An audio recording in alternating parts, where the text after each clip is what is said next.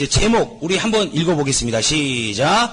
무감각병, 나병, 한센병. 그죠? 그다음 본문 21장 34절부터요 36절까지만 읽겠습니다. 너희는 스스로 조심하라. 그러지 않으면 방탕함과 술 취함과 생활의 염려로 마음이 둔하여지고 뜻밖의 그날이 덫과 같이 너희에게 임하리라. 이날은 온 지구상에 거하는 모든 사람에게 임하리라.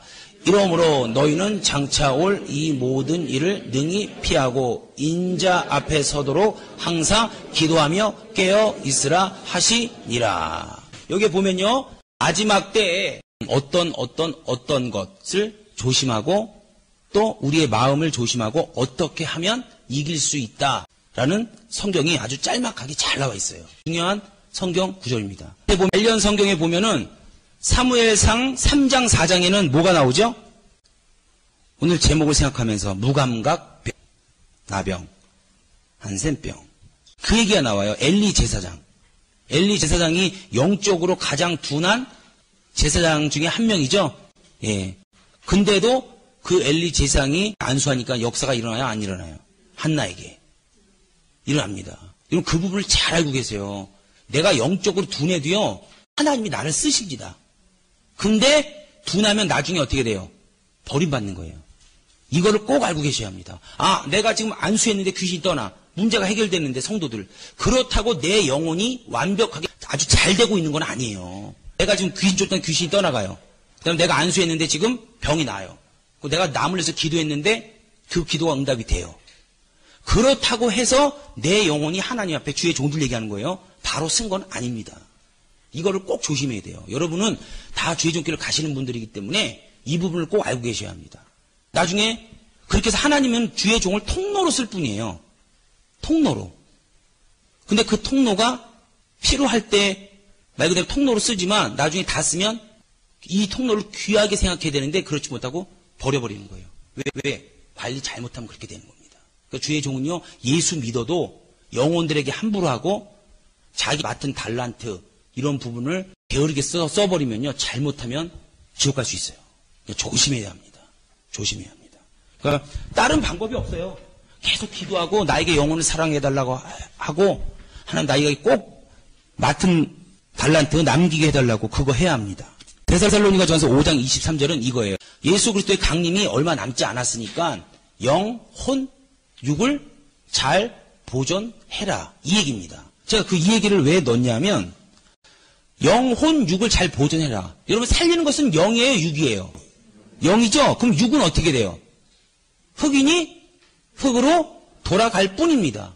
그 말씀은 뭐고 지금 읽은 데살로니가 5장 23절은 뭘까요? 영, 혼, 육. 잘 보존해라. 그 얘기는 뭐냐면 영과 혼과 육은 서로 유기적인 관계를 맺고 있다는 겁니다.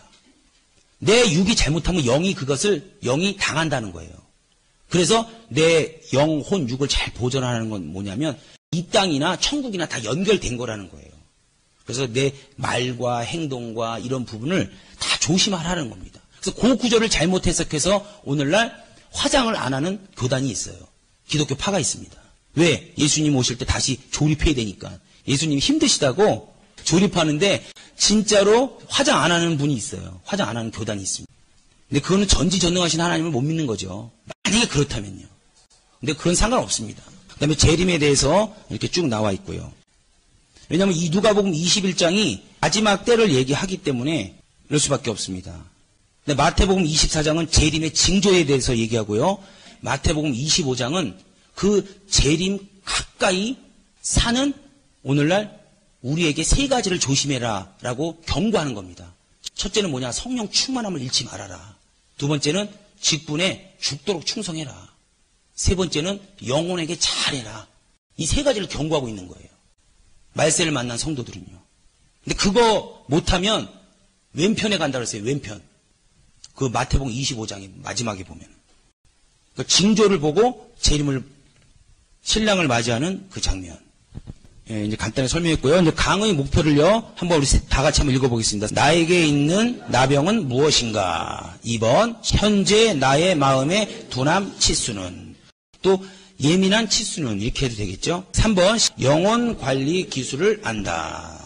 내용으로 들어가겠습니다. 첫 번째 나병이란 균이 말초신경에 침투해서 감각이 둔하여 지는 병. 이거 찾아보니까 이렇게 써 있더라고요. 균이 우리 말초신경에 침투해서 감각이 둔하여 지는 병. 근데 그때 밑에 보면요. 성경에는 문둥병을 제일 무섭고 저주받은 병이라 취급한다. 그쵸? 예. 아마도 감각이 없음에도 치명적이기 때문일 것이다. 이것은 하나님의 심판이 있음에도 느끼지 못하는 성도들과 주의 종들을 자각시키는 경고일 것이다. 문둥병은요. 우리가 여기가 아프면 손이 아프면 뼈가 아파요. 그럼 어디 가야 돼요? 병원 가야지 당연히. 그 다음에 어느 병원? 예. 피부과 가야 돼요? 아니잖아요. 정형외과 가야 되잖아요. 저기 가서 엑스레이 찍어보고 수술할 건 수술하고 이렇게 하잖아요.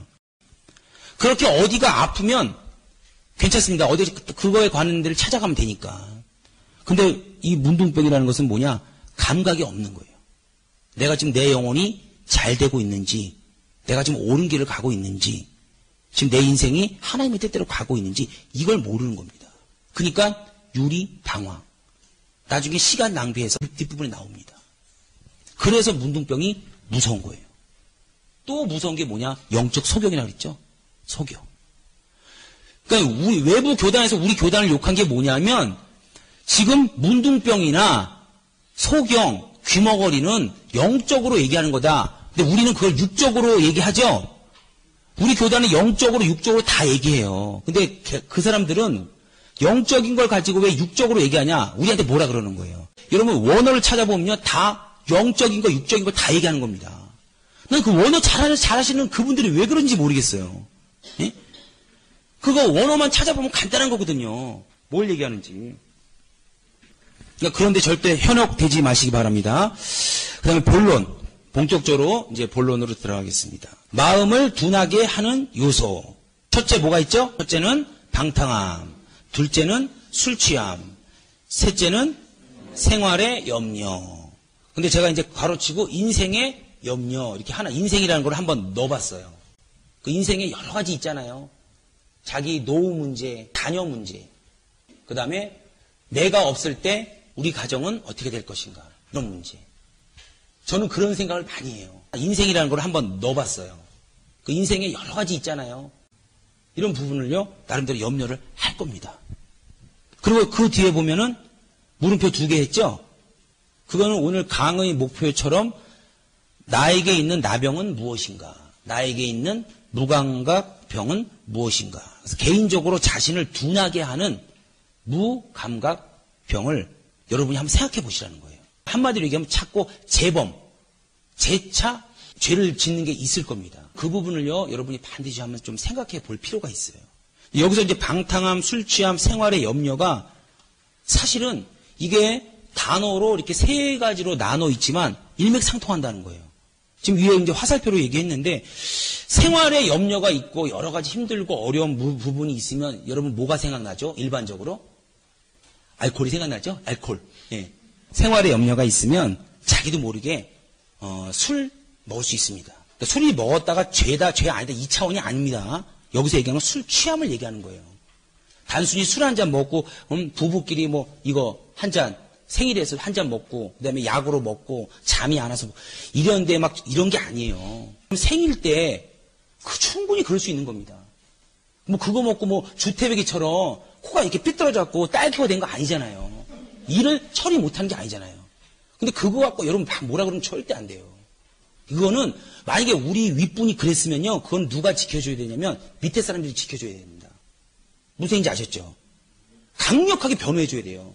제가 그걸 언제 깨달았냐면 성령이 예수를 아주 강력하게 변호하잖아요. 그죠? 그때 우리는 하나님을 변호하고 우리가 모시고 있는 목사님들을 변호해야 되는구나. 제가 그때 그거 깨달은 거예요. 그래서 혹시 목사님들의 잘못된 부분을 봤을지라도 믿음이 같이 이렇게 있고 있는 사람들은 거룩한 비판을 할 수 있어요. 우리 교회는 이게 부족하다. 이게 좋다. 할 수 있습니다. 근데 믿음이 없는 사람한테는 그렇게 해서는 안 됩니다. 저희 교구에 젊은 조가 있어요. 젊은 조가 왜 이렇게 불만이 많은지 모르겠어요. 근데 새신자를 불러오면 거기서 같이 불만을 얘기하네. 그러니까 새신자가 와요, 안 와요? 안 옵니다. 그리고 제가 그런 일이 딱 있으면 다시 전화를 해요, 끝나고. 이게 다, 그래서 그러니까 이해한다고 이렇게 얘기하더라고요. 다시는 안 와요, 그러면. 그러니까 그런 부분들, 죄를 졌는데 내 마음이 지금 즐겁고 평안하다. 이건 100% 문둥병입니다. 그러니까는 이 마음의 둔함, 다른 표현으로요, 영혼의 둔함이 맞습니다. 영혼의 둔함. 그리고 그 둔함 때문에 이게 뭐냐면, 그러니까 술 취하면요, 방탕해진다는 거예요. 밑에 이제 쭉 나옵니다. 그거 이제 자세하게 설명을 드릴게요. 근데 여기에서 방탕과 인생의 염려, 생활의 염려, 염려는요, 그 결과가 술 취함으로 가요. 그 다음에 술 취하면요, 그 결과가 어떻게 하냐면, 방탕함으로 갑니다. 그렇게 되고, 또 개인이 자꾸 자신을 둔하게 하는 그 요소들이 플러스 알파, 플러스 알파, 플러스 알파가 되면요, 중에 지금 성경이 말하는 것 같이 마음이 어떻게 된다고요? 둔해진다는 거예요. 제목으로 보면은 마음이 무감각해지는 겁니다. 오늘 그 나병이 무엇이냐? 균이 말초신경에 침투해서 감각이 둔하여 진다 그랬습니다. 이렇게 방탕함과 술 취함과 생활의 염려와 플러스 알파가 있으면 마음이 딱 둔해져서 둔함을 느껴야 합니다. 무슨 얘기인지 아셨죠? 둔함을 느껴야 그게 정상인 거예요.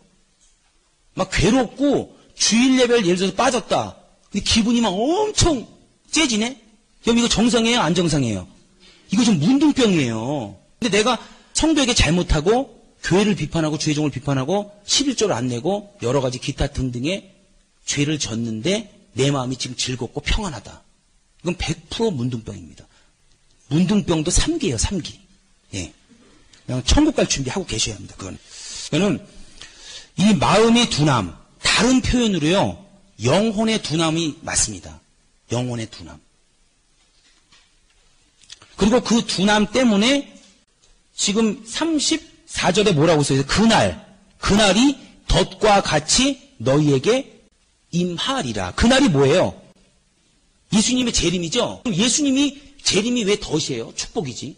불신자와 지금 방탕함과 술 취함과 생활의 염려로 또 자신이 둔하게 하는 요소로 꽉 차 있는 사람은 그게 덫이 된다는 거예요. 아무리 예수 잘 믿어도요, 마지막에 잘못되면요, 다 말짱 도루묵. 그래서 마음의 둔함을 충분히 느껴야 되고요.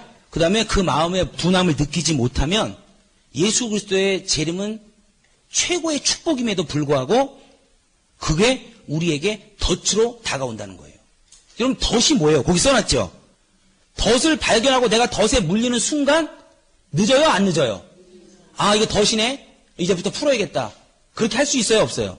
할 수가 없습니다. 설사 그 덫에서 풀리더라도 상당한 상처를 받게 돼 있어요. 이날 늑대 잡을 때요, 그 덫을 잡고 그 풀린 늑대를 한번 TV로 한번 봤습니다. 근데 이렇게 해서 덫이 뼈를 탁 묻는 순간 뼈가 조각이 나더라고요, 다리가. 그래서 이렇게 쩔뚝쩔뚝 가면서 피를 흘리면서 결국 그 피 출혈 때문에 그 늑대가 죽고 말더라고요. 그 늑대는 다른 동물의 밥이 되고요. 이런 현상이 되는 거예요. 우리가 만약에요, 재림이 덫과 같이 되면요, 우리가 이 늑대와 똑같이 피를 흘려서 귀신의 밥이 되고 말 겁니다. 전 절대 그럴 수 없잖아요. 근데 지금 하나님이 재림을 경고하신 것 같이 우리 영혼을 개인적으로 지금 경고하시는 거예요. 그 중에 제일 세 개가 방탕함과 술 취함과 생활의 염려, 인생의 염려가 제일 중요하다. 공통분모로 사람들이 다 겪을 수 있는 것이다라고 얘기하는 게 이 세 가지라는 거예요. 근데 여러분은 이 세 가지가 다 하나도 둔함이 아닐 수 있어요. 근데 또 다른 자신만의 둔함을 가져오는 그런 것들이 있습니다. 그리고 여기에서 중요한 영혼 관리 기술이 뭐냐면 영혼들이 이걸 빨리 파악해야 돼요. 영혼들을, 대화를 자주 하는 거예요. 그래서 이 사람은 뭐가 약하고 어떤 것 때문에 자꾸 넘어지는구나, 이런 거를요, 그분을 빨리 파악해 주셔야 돼요. 그래서 그분을 놓고 집중적으로 그 부분을 기도해 주면요, 훨씬 그 양이 천국까지 가는 게 쉽죠. 빛을 만나는 게 아니라 그 재림이 그에게 축복이 되는 거죠. 지금 이 마음의 둔함, 그 밑에 보면은 마음은요, 하나님과 우리가 만나는 지점입니다. 여러분, 만약에 여기 선 봐서 결혼하신 분이 있을 거예요. 근데 선 볼 때요, 여러분 더러운 장소에서 만나요? 안 만나요? 안 만납니다. 더러운 장소에서 만나면 장소 정한 사람 싫어하게 돼 있어요. 그리고 그 사람이 결혼으로 꼴이 나지 않습니다. 여러 가지 안 좋겠죠. 그러니까 우리 마음이 뭐냐면 하나님과 우리가 만나는 지점이에요. 우리 영혼이. 그래서 디모데 후서 2장 20장 21절에 보면 이렇게 써 있습니다. 깨끗한 자를 더 귀히 쓴다 이렇게 얘기해요. 어디가 깨끗한 거예요? 마음, 영혼. 다른 표현으로 영혼, 그 다음에 마음. 거기가 깨끗한 자를 하나님이 귀히 쓴다는 거예요. 귀히. 큰 그릇이든 작은 그릇이든 그게 중요한 게 아니라는 뜻입니다. 그래서 이 마음이 둔하여지지 않으면 하나님이 그를 귀하게 쓰신다는 거예요. 귀하게 쓰시니까 인생에 여기 아까 써놓은 것처럼 그 중풍병자, 병과 모든 문제의 대명사, 그 부분을 하나님이 해결하실까요? 안 해결하실까요? 당연히 해결하는 거예요. 그 부분을 기도하지 않아도. 모르고 지나가는 게 있어요. 하나님이 그 부분을 해결해서요. 그 사람이 귀하게 쓰임 받을 수 있도록 하나님이 그 인생을 알아서 만들어주세요. 솔로몬을 보세요. 솔로몬. 왕상 3장에 보세요. 하나님이 너에게 무엇을 줄꼬 이렇게 얘기합니다. 근데 그 솔로몬이 이렇게 얘기해요. 나는 백성들을 잘 치리할 수 있도록 오늘날로 얘기하면 하나님이 주신 영혼들을 잘 치리할 수 있도록 그 치리하는 지혜를 주소서 이렇게 얘기해요. 그러니까 먼저 그의 나라와 그의 의를 구한 겁니다. 근데 하나님이 이렇게 얘기해요. 네가 기특하도다. 부도 구하지 않고 명예도 구하지 않는구나. 그래서 그래 옛다 받아라. 이것까지 다 가져가라. 그래서 전무후무한 복을 받습니다. 똑같은 거예요. 우리가 깨끗해지면요. 하나님이 우리의 육체와 여러 가지 그 부분을 손을 대기 시작합니다. 왜냐하면 육체가 영혼을 담고 있는 그릇이기 때문에 그래요. 그릇이 깨지면 여기 물 있네요. 이 컵이 깨지면 물이 존재할까요? 안 존재할까요? 어떻게 해? 먹을 수가 없잖아요. 컵 깨진 물, 그래서 핥아 먹을 수도 없고. 예. 이거와 똑같습니다. 그릇이 있어야지만 그 영혼이 존재하는 것과 똑같아요. 그래서 그의 이 그릇인 육체를요, 하나님이 잘 보존하게 돼 있어요. 그런 원리입니다, 원리. 그리고 그 밑에 마음은요, 복을 담는 그릇이라고 하나 적어 놓으세요. 더러운 그릇에 여러 가지 맛있는 음식을 담아줄 부모는 없죠. 담아주시는 분이 이상한 사람이에요. 반드시 먼저 그릇 닦고 와, 손 닦고 와부터 합니다. 그 다음에 거기에 음식을 담아주겠죠. 그러니까 하나님도 똑같습니다. 먼저 마음과 영혼을 닦고 와라. 그래서 날마다 두루마기를 빠는 자가 복이 있는 거예요. 요한일서 1장 9절에는 하나님은 미쁘시고 의로우사 우리의 모든 죄를 고백하면 자백하면 하나님이 흰 눈보다 흰 양털보다 더 깨끗하게 하신다 그러잖아요. 이사야서 1장 18절에도 같이 이렇게 나오잖아요. 마음, 하나님의 밭. 하나님의 밭. 고린도전서 3장 9절에 보면 여러분 하나님의 밭이라는 성경 구절이 있는 거 아세요? 저는 성경에 하나님의 밭이라는 성경 구절이 있는지 솔직히 말해서요. 성경 10년 읽었는데도 몰랐어요. 근데 어느 날 제가 진짜 귀로 주의 음성을 들을 때가 있었어요. 그때가 언제였냐면 예전에 다른 교회에서 선교를 하려고 그랬잖아요. 선교를 거기서 못하게 된 거예요. 근데 그때 이제 막 기도를 하면서 이제 잠을 자게 됐어요. 어떻게. 근데 그때 하나님이 이렇게 말씀하셨어요. 저한테. 잘 들으세요. 제 간증이니까. 너는 예수의 밭이다. 이렇게 얘기했어요. 원래 저는 성경에 없으면 절대 안 믿습니다. 귀로 들려도. 그리고 환상으로 봐도요. 그게 아무리 하나님이 갖다 준 걸 다 안 믿습니다. 아예 자체. 다 버려요. 그래서 너는 예수의 밭이다 그러는 거예요. 저한테. 그래서 제가 이게 무슨 얘기입니까? 그랬어요. 그리고 저보고 하나님이 어리석대요. 어리석은 자요. 이렇게 얘기하는 거예요. 네 마음에 너가 어떤 하나님의 일을 하고자 할 때, 그리고 어떤 복을 받을 때, 또 어떤 문제 앞에 너가 하나님의 밭이기 때문에 말씀이 그 밭에 먼저 심겨져야 된대요. 심겨지면 그 다음에는 성령이 알아서 하신답니다. 이거를 그대로 이렇게 하나님이 불러주시는 거예요. 그러면서 뭐라 그러냐? 사역의 첫 번째는 은혜 받는 거랍니다. 그리고 두 번째는 뭐라 그러냐면 두 번째도요 은혜 받는 거랍니다. 세 번째도 뭐라 그러냐? 은혜 받는 거랍니다. 이거를 저에게 아주 강력하게 말씀하시더라고요. 그래서 제가 인천교회 처음에 설교할 때 뭐 했냐? 예배의 성공은 인생의 성공, 자기 가정의 성공, 영생의 성공이다. 이 제목을 쓴 거예요. 여러분 그런데 사역을 하고 일을 하다 보면요. 사람들이 어디로 빠지기 쉽냐면요. 대부분 일 쪽으로 빠집니다. 열심을 막 내요. 근데 자기 영혼은 피폐해지는 거예요. 막 짜증이 나고 화가 나고 막 믿음이 부족해지고 막 이런 여러분 그건 지금 잘못 가고 있다는 증상이거든요. 어디로 돌아와야 돼요? 은혜 받는 자리로 딱 돌아와야 돼요. 그래서 우리 신학생분들한테 절대로 예배 늦지 말라 하는 거, 여러분 늦어도 제 영혼하고는 아무 상관이 없어요. 저는 늦지 마라 얘기했으면 다 합니다. 뭐 양도 아니고. 근데 끊임없이 예수님 오는 그날까지 늦는 것은 뭐냐면 나중에 이 현상이 드러나요. 반드시 드러납니다. 그래갖고 어떻게 되냐? 반드시 꼬꾸라질 날이 있다니까요. 제가 아무리 힘들고 어려워도 예배를요, 1번은 놓는 겁니다. 1부 예배는 제가 뭐 여러 가지 바쁘니까 못 드려요. 2부 예배 딱 드리고, 3부 예배도 못 드리고, 그 다음에 잘못 드렸다, 예배 오늘 좀 이상하다. 그럼 저녁에 맨 앞에 가서 드립니다. 수요예배는 뭐 말할 것도 없고, 적어도 뭐 1시간 전에 와서 하고, 2-3시간 전에 다 준비해 놓고요. 이렇게 해요. 여러분 예배를요, 우습게 생각하면요, 그 사람의 성령 충만한 강도가 그만큼 떨어진다는 걸 아세요. 그래서 마르다와 마리아 비유. 잘 보세요. 거기서 나타내는 게 뭐예요? 누가 보면 11장에 있잖아요. 근데 사람들은 다 마리아처럼 열심히 일하면 그 사람이 일꾼이라는 거예요. 여러분 한계가 있어요. 저도 그런 걸 보는 게 아닙니다. 절대 그런 걸 보는 게 아니에요. 그 사람이 예배에 얼마나 집중하고 그 예배에 가지고 은혜 받은 말씀에 얼마나 그 말씀을 가지고 사느냐가요. 그 사람의 영적 생활에 성패가 달려있는 겁니다. 제가 철저하게 먼저 예배의 말씀을 듣고 그 말씀을 요약해서 월요일이면요. 쫙 보내줘요. 조장님들한테. 어떨 때 시간이 나면 한 30-40명한테 쫙 보냅니다. 그럼 그 사람이 또 다른 사람한테 보내요. 왜 그러냐면 그게 먼저기 때문에 그래요. 근데 우리는 이 일을 먼저 하려고 그래요. 일이 안 되면 막 뭐가 급합니다. 여러분 그렇지 않습니다. 먼저 은혜 받는 자리로 돌아오세요. 이걸 꼭 명심하셔야 합니다. 꼭이에요, 꼭. 어리석은 자요. 저처럼 어리석은 자라라는 소리를 들으시면 안 돼요. 어리석은 자요. 내가 내 마음에 하나님의 말씀을 너는 하나님의 밭이다. 마음에 심어주면 그 다음에 성령이 진리의 영이기 때문에 그 말씀을 보고 알아서 나를 인도한다는 거예요. 어린 나귀처럼. 그래서 첫째도 은혜, 둘째도 은혜, 셋째도 은혜. 이 부분을 꼭 알고 계셔야 합니다. 그럼 단어풀이 보세요. 1. 방탕함, 헬라어로 뭐라 그런다고요? 크라이팔레라 그래요. 크라이팔레 그러면요, 주색 잡기만 얘기하는 게 아닙니다. 주색 잡기, 술 먹고, 뭐 방탕하게 살고, 음란하게 살고, 그런 것만 얘기하는 게 아니에요. 그 뒤에 보면은, 삶의 중심을 잃어버린 행위. 내가 도대체 이걸 할까, 저걸 할까, 요거 할까, 저거 할까. 이렇게 헷갈리는 거 있죠? 이런 게 다 방탕함에 들어간다는 거예요. 방탕함에.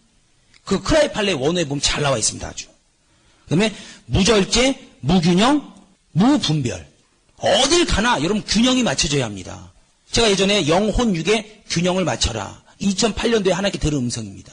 이게 방탕함을 나타내는 그런 말이겠죠. 삶의 중심을 잃어버린 행위. 삶의 균형을 맞춰라. 남편이 예수를 안 믿어요. 그 사람 교회에서 24시간 오면 돼요, 안 돼요? 기도하느라고. 절대 안 돼요. 그럼 베드로전서 3장에 나와 있는 겁니다. 그러니까 성경 따로 생활 따로 하니까 역사가 안 일어나는 거예요. 베드로전서 3장에 보면요. 가서 아름다운 이런 것으로 치장하지 말고 온유한 성품과 평안한 마음과 이런 행실로 그 남편에게 잘해라 이렇게 써 있어요. 그러니까 그런 사람들은 그 삶의 중심을 그 남편과 함께 해야 합니다. 그렇다고 주일날 빠져서 여행 가지 마시고 그 주일은 철저하게 지키되 주 안에서 남편에게 잘하는 거예요. 이번에 어떤 일이 있었냐면 저희 교구에서 남편이 보통 핍박하는 게 아니에요.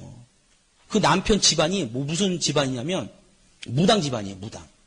여기서 아내가 막 기도하면은 저기 치골에서 너 나를 위해서 기도하지 마라 이렇게 전화가 와요. 신령해서 아주 딱 이러면서 그렇게 아주 신령합니다. 근데요 하나님이 그에게도 역사하더라고요. 그에게도 하나님이. 그래서 그분이 베드로전서 3장 말씀을 그대로 실천하는 거예요. 그대로. 제가 그랬어요. 교회 많이 오지 마세요. 남편하고 같이 하세요. 그냥 주일하고 이런 부분만 철저하게 지켜주십시오. 이제 안 될 때는 제가 손을 대겠습니다. 해야죠. 그렇게 하니까 남편 변하지, 자식 변화되지, 다 잘 되는 겁니다. 근데 무조건 교회 와라. 우리 교회에서요, 그렇게 해서, 그렇게 무조건 교회 와라, 그 가정을 생각하지 않아서 남편이 와갖고 목사님한테 개 XX, 쌍시옷 XX, 주먹질 XX, 이렇게 한 사람이 있어요. 그건 핍박이 아니에요. 여러분, 총동원이라 그래서요, 그 사람은 사정 안 봐주고, 막 그렇게 하면 안 됩니다. 그런 부분 딱 플러스 다른 방법으로 관리를 해야 돼요. 아셨죠? 왜냐면 청동원은 그 이래로 우리 교회 끝나는 게 아니잖아요. 그 다음 앞으로 60년, 70년 우리 교회에서 함께 해야 됩니다. 그런 것 때문에 가정 깨져서 실제로 이혼한 가정이 저희 교구에 있어요. 그럼 이걸 어떻게 얘기할 거야, 어떻게. 나중에 하늘나라 가면 잘했다, 충성된 종아, 이렇게 소리 들을까요? 절대 아닙니다. 이 지혜 없는 종아, 퍽퍽퍽 이거요. 그렇게 안 돼야 돼요. 그러니까 열심히 다가 아닙니다. 반드시 은혜 자리로 돌아오면 지혜가 생기고 하나님의 방법이 떠올라요. 성경으로 돌아오시기 바랍니다. 욕심 때문에 어느 것 하나도 제대로 못하는 상태를 얘기하는 거죠. 예, 방탕함. 그러니까 방탕함에 대해서 잘 아셔야 돼요. 삶의 중심을 잃어버리는 행위를 얘기하는 거예요. 삶의 중심을 잃어버리는 행위. 그것이 아무리 옳은 행위일지라도 평신도들이 교회에서 기도하는 거 옳아요? 안 옳아요? 옳죠? 근데 직장생활 안 하고 기도하는 거 옳아요? 안 옳아요? 잘못된 겁니다. 그런 행위들. 그리고 학생들이 공부 안 하고 교회 와서 기도하고 예배만 1년에 우리가 뭐 예배를 1000몇 번 드린다면서요? 구역예배까지 다 합치면. 다 참석하고 그거 옳아요? 옳지 않아요? 옳지 않습니다. 학생은 공부해야 돼요. 공부하면서 학생들하고 있는 과정 속에서 하나님이 역사합니다. 그들을 재료로 삼아서. 그렇기 때문에 학생들은 학생들에 맞게끔, 청년들은 청년들에 맞게끔, 장년들은 장년들에 맞게끔, 노인들은 노인들에 맞게끔 이렇게 목회를 해줘야 되는 거예요. 그래서 그 중심을 잃어버리지 않게끔 쫙 영혼육의 균형을 맞춰서 해줘야 합니다. 그러니까 내 욕심으로 빨리 부흥되고 빨리 안착시키기 위해서 상대방을 고려하지 않는 겁니다. 굉장히 조심해야 돼요. 이런 부분은. 여러분 그건 꼭 아셔야 됩니다. 밑에 보면 욕심 때문에 어느 것 하나도 제대로 못하는 상태. 이건 제가 잊지도 못해요. 천둥번개가 치는데 제가 문을 열었어요. 진짜 천둥번개가 치나. 근데 저한테만 보이는 거예요. 그 천둥번개가. 그때 제가 놀래서 이만한 침대에서 뚝 떨어져갖고 머리를 침대 밑으로 박았습니다. 그때 제 앞에 써 있는 게 뭐였냐면 욕심이 잉태한 즉 죄를 낳고 죄가 장성한 즉 사망을 낳느니라. 사역도 은사도 절대 욕심이면 다 하나님이 안 쓴답니다. 안 쓴답니다. 진짜. 저는 그때 이후로 제가 하는 게 뭐냐면 주의 일을 너무 하고 싶었어요. 진짜. 너무너무 하고 싶어갖고 진짜 너무 그 사모함이 너무 커서 근데 하나님이 그걸 딱 제동을 거시는 거예요. 내가 사업을 해서 진짜 이 물질도 내가 누구한테 뭐 궁색하게 그런 소리 하고 싶지 않고 내가 벌어서 내가 막 물질 끌어대고 하고 싶었어요. 근데 하나님이 진짜 천둥번개로 알려주신 거예요. 욕심이 잉태한 즉 죄를 낳고 죄가 장성한 즉 사망을 낳느니라. 너는 네가 주의 전길을 가면 그 양떼만 신경을 써라. 그리고 물질이 필요하면 물질이 필요한 사람을 하나님이 붙인답니다. 그때 하나님이 제가 들은 거예요. 제가 지금 간증하는 거는요. 여러분 예를 들어서 무슨 감동을 받은 이런 게 아니에요. 기도하다가 이상 중에 다 제가 귀로 직접 들은 겁니다. 그런 것만 간증을 하는 거예요. 여러분 이런 은사를 꼭 받으셔야 돼요. 이런 은사를 받으면요. 이게 흔들리질 않습니다. 이런 얘기부터 어디 가서 이상한 소문 내지 말고 여기 아는 사람만 그냥 얘기하세요. 그냥 이건 다 서로 이해하니까 제가 얘기하는 거지 집사님들한테 이런 얘기 잘 안 해요. 그러니까는 절대 사역도 욕심으로 하지 마세요. 욕심으로 하지 마시고 그 부분을 꼭 명심하셔야 돼요. 그 다음에 술 취함 에베소서 5장 15절부터 그런즉 너희가 어떻게 행할 것을 자세히 주의하여 지혜 없는 자 같이 말고 오직 지혜 있는 자 같이 하여. 16절 세월을 아끼라 시간을 아끼라 때가 악하니라. 그러므로 어리석은 자가 되지 말고 오직 주의 뜻이 무엇인가 이해하라. 나를 향하신 주의 뜻이 무엇인가 이해하라는 거예요. 나를 향하신 그 은사가 뭐고 내가 할 일이 뭔지 이해하라는 거예요. 이거를 이해 못하는 게 바로 하마르티아 빗나간 화살 죄라는 겁니다. 죄니까 도덕과 윤리적 그것도 죄예요. 빨리 하나님이 나를 향하신 태초에 탁탁탁 만들 때 이 상에서 내가 무엇을 해야 될지를 그걸 빨리 발견하는 게 최고 축복입니다. 주의 뜻이 무엇인지 이해하라. 술 취하지 말라. 이는 뭐라고요? 방탕한 것이니 오직 성령의 충만함을 받으라. 그러니까 이 에베소서에는 술 취함과 방탕한 것을요 동일하게 보고 있어요. 그러니까 술을 많이 마시면 방탕한 것처럼 삶의 중심 잃어버려요? 안 잃어버려요? 해롱해롱.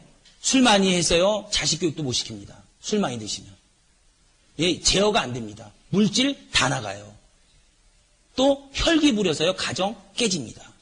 그래서 막 방탕해갖고 도대체 이쪽으로 가야 될지 저쪽으로 가야 될지 차라리 돌아가야 될지 몰라요.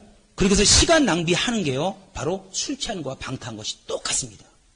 그리고 우리 사역자들에게는요. 은사를 발견하지 못하는 거 있죠. 이게 사실 방탕함과 똑같은 거예요. 자기 은사를 발견하지 못하는. 물론 신학생 때 준비하는 기간이 있을 수 있어요. 그런 거 말하는 게 아니에요. 사역자 돼서도 내가 요구할까 조구할까 조구할까 남이 은사 좋아하는 거 보니까 조구하면 되겠다. 이게 아닙니다. 여러분 청년장 목사님이 귀인 쫓고 전도자 사역하면 우리는 뭘 해야 돼요? 우리는 그분이 그런 사역을 하시면요. 거기에 상호 보완을 할 수 있는 사랑이 있다든지 그 다음에 말씀을 잘 가르쳐 준다든지요. 그 다음에 뭐 여러 가지 뭐 전도를 잘한다든지 나가시니까 안에 신경 많이 못 쓰잖아요. 그런 은사를 사모하셔야 돼요. 그랬을 때 교단이 풍부해지는 겁니다. 청년장 목사님 귀인 쫓으니까 나도 귀인 쫓으리라. 물론 다 있어야 되죠. 기본적으로는. 그러면 교회가 어떻게 돼요? 처음부터 끝까지 귀신아 가라. 예배 끝? 이게 돼요. 이 시간 낭비하는 게요. 하나님 봤을 때는 바로 방탕함에 들어가는 겁니다. 술 취함에 들어가는 겁니다. 그래서 마음이 둔하여져서요. 재림이 심판이 또 개인의 종말이 덫이 거예요. 너 뭐하다 왔니? 그랬을 때 요리조리 고민하다 왔어요. 이게 돼버리는 거예요. 그래 수고했다 고민하느라. 저 바깥 어디 데 가서 이나 충분히 가라. 이렇게 되는 거예요. 그래서 영적 틀리를 다 껴주면 그냥 큰일 나잖아요. 이게 진짜 제가 그런 생각 많이 하거든요. 제가 항상 제 마음속으로 고백하는 게 뭐냐면 난 심판대 앞에서 웃으리라. 이런 생각을 많이 해요. 교회 계단에도 이렇게 올라가면 예수님이 저 위에 있고 내 차례예요. 심판받는 거.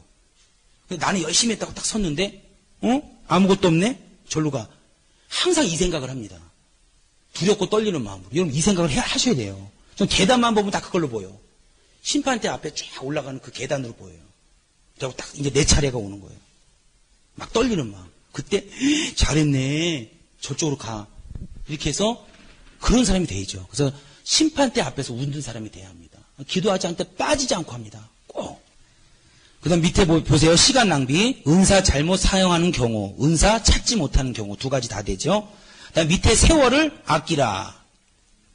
때가 악하니라. 아까 세월을 아끼라. 때가 악하니라 이렇게 써있죠.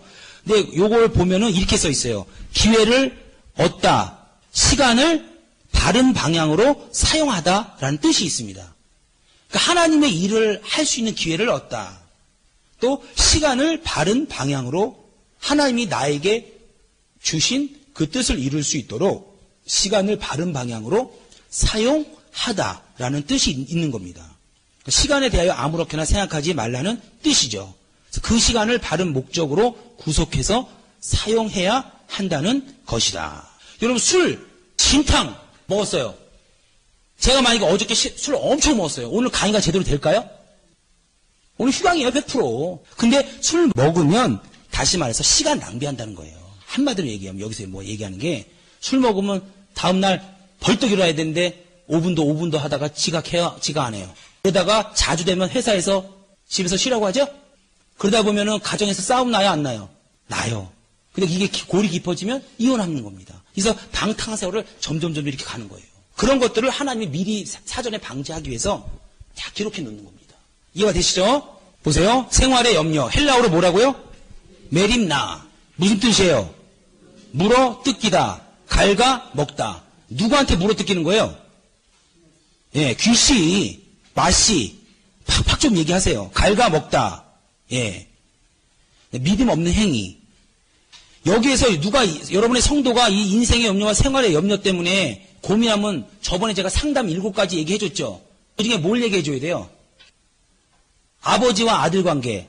그걸 얘기해줘야 되는 거예요. 하나님은 자녀를 반드시 책임진다. 그래서 염려하지 마라. 지금 당신이 이렇게 힘든 문제는 하나님이 당신 소리를 듣고 싶어서 기도 소리를 듣고 싶어서 해주시는 것이다. 신의 물이 자갈이 없으면 졸졸졸 소리가 나지 않지 않냐. 여러분의 삶 속에 문제가 없으면 졸졸졸이라는 찬양 소리와 기도 소리가 없습니다. 간단하게 얘기해주면요. 성령이 거기에 역사하면요. 반드시 일어나게 돼 있습니다. 그래서 이때 기도하세요. 그러면 그 문제가 해결될 겁니다. 이렇게 얘기하는 거예요. 생활의 염려, 그다음 매림나 물어뜯기다, 갉아먹다. 믿음이 없는 행위를 얘기하는 거죠. 그러니까 하나님이 우리에게 무슨 은사와 복과 여러 가지를 태초에 만들 때 분복이라 그래요. 분복. 전도서에 보면. 그걸 주십니다. 근데 그게 만약에 이 강의실만 하다고 해보세요. 근데 우리가 계속 염려하고 그다음에 의심을 하게 되면요. 그 복이 얼마나지냐? 나중에 요만해지는 거예요. 요만해지는 거예요. 천국 가서 요만해지는 거예요. 또 이 땅에서도 천국의 삶이 요만해지는 겁니다. 그러니까 누리지 못하는 거죠. 그러니까 의심은요. 꼭 버려야 합니다. 이 의심을 버리는 건 다른 게 없어요. 하나님의 말씀을 많이 읽는 거예요. 그래서 하나님의 말씀이 은혜의 자리로 돌아오는 겁니다. 그러니까 사역을 중심, 그냥 봉사만 열심히 하는 사람들은요. 반드시 무너질 날이 있어요. 그래서 반드시 제일 첫 번째 사역자들이 중요한 게 뭐냐? 은혜의 자리, 성경으로 돌아오셔야 된다는 거예요. 배우는 자리는요. 무조건 가세요. 배우는 자리는. 잘 보고 가세요. 괜히 하자로 시작되는 거하고 신자로 시작되는 데 가지 마시고. 그 다음에 결론.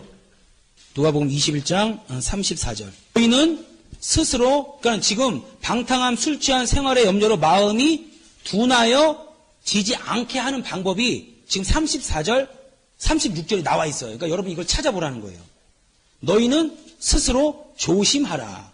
그러지 않으면 방탕함과 술 취함과 생활의 염려로 마음이 둔하여 지고 뜻밖의 예상치 못했을 때 그날이 덫과 같이 너희에게 임하리라. 개인의 종말 얘기하는 거죠. 재림을 얘기하지만 개인의 종말도 얘기하는 거예요. 갑자기 찾아오는 죽음. 그랬을 때 어떻게 하냐는 거예요. 이 말.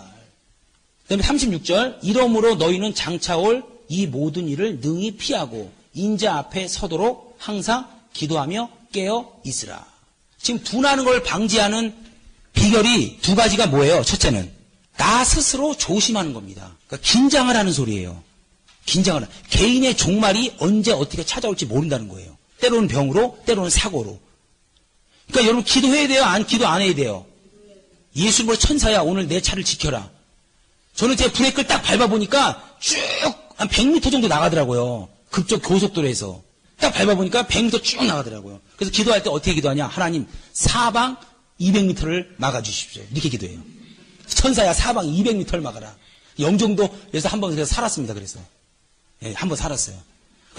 그렇게 구체적으로 기도하세요. 구체적으로 사방 200m를 막고 꼭 그렇게 기도해줘요. 딴 사람도.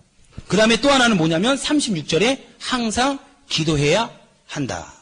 항상 기도해야 한다. 이 두 가지가 되면요 반드시 이 마음의 둔함에서 이길 수 있다는 겁니다. 이해가 되십니까? 그 뒤에 보면 기도원 간증 있죠?